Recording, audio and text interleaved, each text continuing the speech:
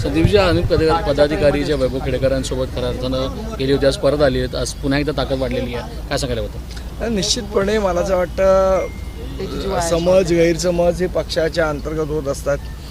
काही गोष्टी लोक त्यांना चिथावतात. मला असं वाटतं आज ही शेवट सगळे आमचे महाराष्ट्र सैनिकच आहेत. सन्मान्य राजसाहेबांचा आदर सगळ्यांच्या मनात आहे. प्रेम पक्षाबद्दल आहे, राजसाहेबांबद्दल आहे आणि त्या प्रेमापोटीच आज ते परत आलेले आहेत आणि सन्मान्य राजसाहेबांची त्यांनी भेट घेतली आणि आता जोमाने पुन्हा एकदा महाराष्ट्र नवनिर्माण सेनेच्या कामाला ते सगळेजण लागतील. मध्यंतरी वैभव खेडेकर यांचा भाजपमध्ये पक्षप्रवेश झालेला, परंतु 2 वेळा त्यांचा पक्षप्रवेश थांबलेला होता.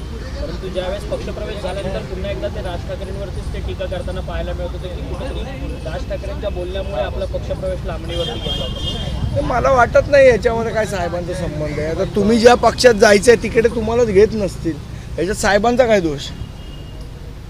आज तुमची केंद्रीय समितीची बैठक राज ठाकरे यांच्यासोबत पार पडते. अजून देखील ती बैठक सुरूच आहे, परंतु 1 नोव्हेंबरचा जो सत्याचा मोर्चा निघणार आहे त्या मोर्चामध्ये कशा पद्धतीची तयारी मनसेची असणार? त्याच तयारीच्या संदर्भात बैठक आहे. त्याचं नियोजन, कुठे बैठका घ्यायच्या आहेत, महाराष्ट्राभर काय करायचं, या सगळ्याची बैठक चालू होती. आता पुन्हा एकदा 2:30 वाजता ही बैठक चालू होईल. पण 1 तारखेचा मोर्चा कितपत महत्त्वाचा आहे, कशा पद्धतीनं तयारी आहे आणि सर्वसामान्य नागरिकांपर्यंत पोहोचण्याचा प्रयत्न आहे? निश्चितपणे आम्ही नागरिकांपर्यंत पोहोचू, त्याच्या सगळ्याच्या संदर्भातलं नियोजन करणं चालू आहे. शेवट हा जो मोर्चा आहे हा काय फक्त एकट्या महाराष्ट्र नवनिर्माण सेना किंवा एकट्या विरोधी पक्षाचा नाही. निवडणुका पारदर्शीपणे होणं ही विरोधी पक्षासकट सत्ताधारी पक्षाची सुद्धा जबाबदारी आहे. मला असं वाटतं जर आम्ही एवढे पुरावे निवडणूक आयोगाला देतोय त्यानंतर मला असं वाटतं सगळ्यांनी मिळून हा मोर्चा काढला पाहिजे. आमचं तर भाजपलाही आव्हान आहे की त्यांनी या मोर्चात सहभागी व्हावं. शिवसेना शिंदे गटालाही आव्हान आहे त्यांनी मोर्चात सहभागी. शेवट निवडणुका पारदर्शी होणं हे जर त्यांना वाटत असेल आणि या घोळ्यामध्ये त्यांचा काही हात नसेल तर तेही सहभागी होतील. मागच्या वेळी तुम्ही खऱ्या अर्थानं निवडणूक आयोगाला जेव्हा भेटत होता तेव्हा तुम्ही त्यांना पत्र देखील पाठवलेलं, मग ज्यांची तुम्ही नावं घेतली म्हणजे सत्ताधारी त्यांना पण पत्र पाठवलेलं. आत्ता पण तुम्ही त्यांना विनंती करणार, त्या पत्र पाठवणार का तुमचं? नाही, आमचं म्हणणं आहे विनंती कोणालाच कोणाही करायची गरज नाही. कर्तव्य म्हणून प्रत्येकाने आलं पाहिजे. निवडणुका पारदर्शीपणे होणं हे प्रत्येकाचं कर्तव्य आहे. ज्यांना कर्तव्य वाटतं ते सामील होतील, जे घोळात सामील असतील ते कदाचित मोर्चात सामील होणार नाहीत. संदीपजी, पण एकीकडे मतदार याद्या तपासल्या जातात आहे तुमच्याकडून, मोर्चा हा तर कारण आहे, पण दुसरीकडे मुंबई महानगरपालिकेच्या निवडणुकीसाठी सुद्धा मनसे अगदी मागच्या 3 महिन्यापासून जे आहे त्या प्रत्येक बाबींची तपासणी करत आहेत. कितपर्यंत तयारी झालेली आहे? व्यवस्थित तयारी चालू आहे. योग्य वेळी तुम्हाला त्याचे रिझल्ट पण दिसतील. परंतु 1 तारखेपर्यंत मतदार याद्यांमधला जो मुंबईमधला घोळ आहे त्या सगळ्या संदर्भात आदेश दिलेले होते की राज ठाकरेंनी सगळ्या मतदार याद्या तपासणं चालू आहे. रिझल्ट आल्यावर तुम्हाला सांगू.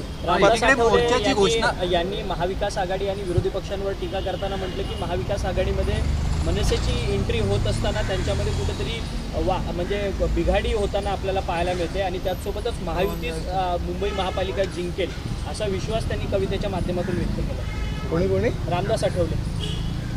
परवानग्या, पोलीस मोर्चाच्या सर्व परवानग्या मिळालेल्या आहेत का? कारण की फॅशन स्ट्रीट पासून आझाद मैदानापर्यंत चालू आहे, ती प्रक्रिया चालू आहे. मोर्चाच्या आधी मिळेल. मार्ग बदलण्यासंदर्भात देखील चर्चा सुरू आहे असं देखील कळतं आहे. आमची वरची नेते मंडळी या संदर्भात चर्चा करतात. नेमकी काय चर्चा झाली मला याची कल्पना नाही.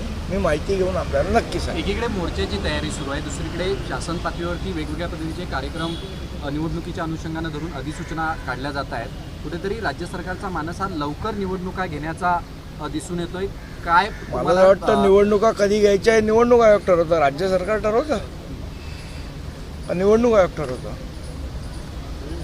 निवडणूक आयोग ठरवतो ना. राज्य सरकारकडनं 31 जानेवारीपूर्वी निवडणुका घ्या ठीक आहे, त्यांनी आदेश दिलेले आहेत. पण आमचं म्हणणं एवढंच आहे की ज्या मतदार याद्या सदोष आहेत निर्दोष करा आणि मग कधी निवडणूक घ्या ना.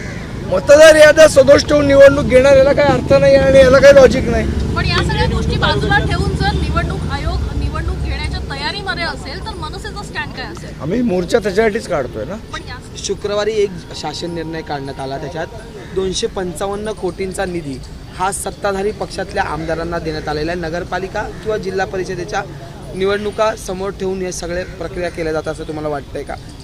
हो, मग का देणार नाही तर.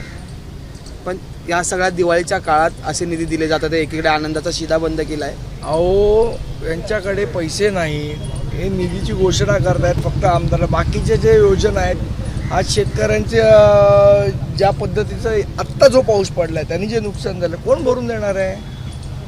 आमदारांना निधी दे, बाकी शेतकऱ्यांचं काय? लाडकी बहीण तुम्ही फक्त इलेक्शनपुरती वापरली योजना, पुढे काय? मग तुम्ही योजना देताय का मतदारांना लाच देताय? हा महत्त्वाचा प्रश्न.